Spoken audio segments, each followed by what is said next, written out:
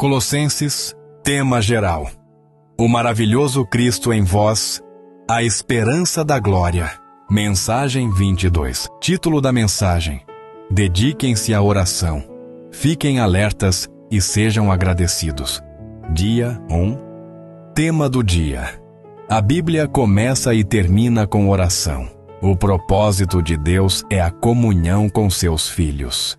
Versículo para a oração. Colossenses, capítulo 4, versículo 2.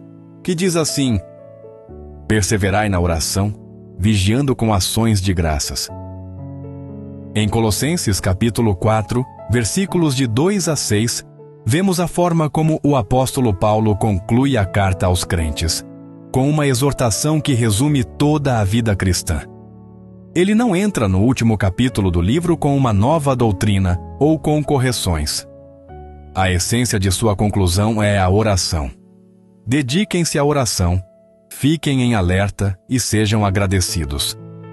Isso ocorre porque a oração é o respiro da alma, o refrigério do corpo e o fôlego do espírito. A palavra nos mostra que o cristão vive enquanto ora. Desde o início da Bíblia, em Gênesis, capítulo 4, versículo 26, quando os homens começaram a invocar o nome do Senhor, marcado pelo nascimento de Enos, filho de Sete, até o último, Amém, vem Senhor Jesus. Em Apocalipse, capítulo 22, versículo 20, a história da redenção está marcada pelo esforço de Deus em ter comunhão com seus filhos.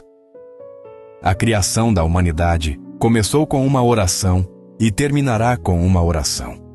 Tudo o que está entre esses dois pontos é o desejo ardente de Deus para que priorizemos a comunhão com Ele. Deus deseja que a oração seja visível, prática e constante em nossas vidas, não apenas um ato religioso, mas sim um princípio de vida. A Bíblia nos inunda com mandamentos claros e diretos sobre a oração. Somos instruídos a orar sem cessar em 1 Tessalonicenses, capítulo 5, versículo 17. A perseverar em oração, em Colossenses, capítulo 4, versículo 2. A buscar o Senhor enquanto se pode achar, invocai-o enquanto está perto, em Isaías, capítulo 55, versículo 6. O Senhor promete em Jeremias, capítulo 29, versículos 13 a 14. Buscar-me-eis e me achareis. E quando me buscardes de todo o vosso coração, serei achado de vós, diz o Senhor, e farei mudar a vossa sorte. Lendo todos esses maravilhosos versículos, chegamos facilmente à conclusão irrefutável de que a oração é o ar que a alma respira na presença de Jesus Cristo. Como falamos, Deus criou o homem para um propósito: ter comunhão com Ele, não apenas para o serviço. A oração é a ferramenta para nos conectar com Deus. Ela é a ponte entre o céu e a terra, o meio pelo qual o Filho participa da vontade do Pai. Tudo o que Deus fez e revelou em sua palavra tem esse propósito: relacionamento, intimidade, conexão e comunhão com o homem. Toda vez que o homem ora, ele volta para o seu lugar de origem, a presença de Deus, pois o sistema mundano estabelecido pelo inimigo usa estratégias constantes para nos desviar desse propósito central. Sem oração, a vida cristã sufoca e fica pesada. Podemos viver sem muitas coisas, mas não sem respirar espiritualmente. Por isso, Paulo diz: dediquem-se à oração, não como algo opcional, mas sim como o oxigênio da vida espiritual, a forma de manter viva a graça que recebemos.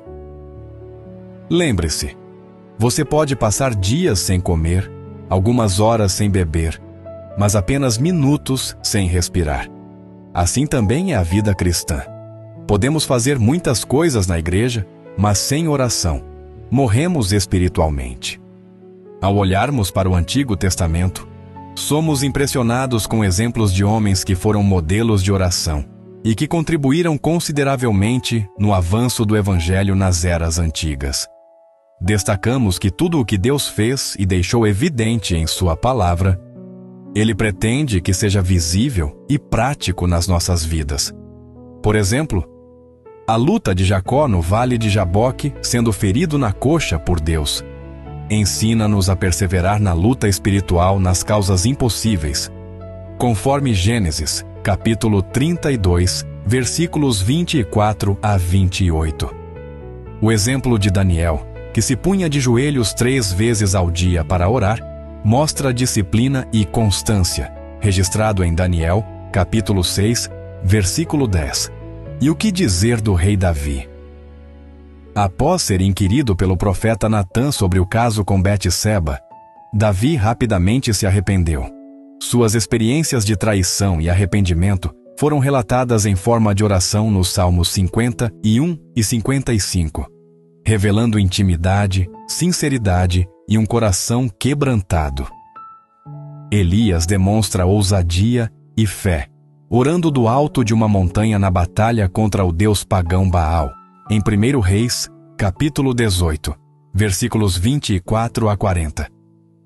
E no Novo Testamento, Paulo e Silas, mesmo presos numa masmorra, nos mostram fervor e esperança, em Atos, capítulo 16, versículos 25 a 26.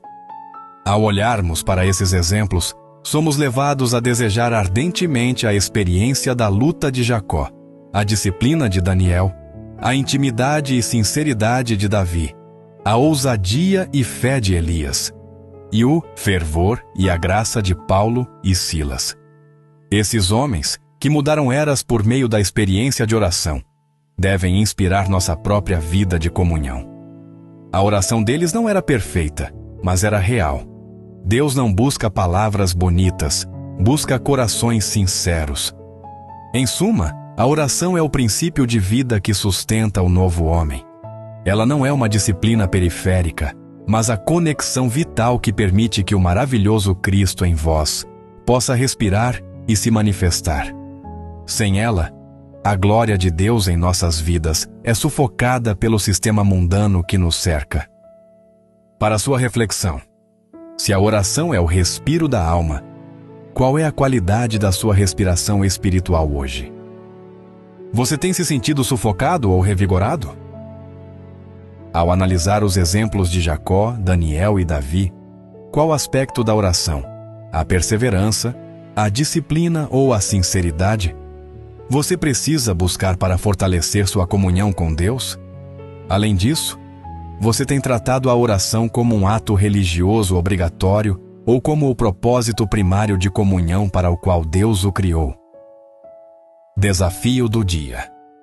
Comprometa-se hoje com um horário inegociável de 15 minutos para a oração.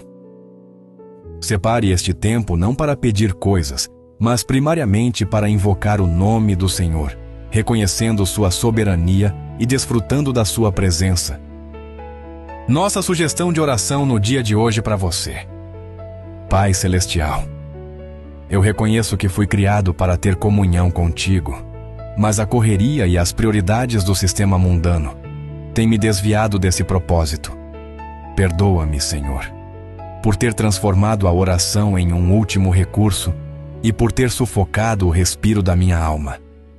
Pela força do Teu Espírito Santo, eu decido hoje perseverar na oração e buscar a Ti de todo o meu coração, conforme Tu prometeste em Jeremias. Que a oração seja verdadeiramente o meu respirar espiritual, a evidência da Tua vida em mim e a ponte que me conecta à Tua vontade. Que o Teu reino venha e a Tua vontade seja feita na minha vida e na minha família. Em nome de Jesus Cristo. Amém.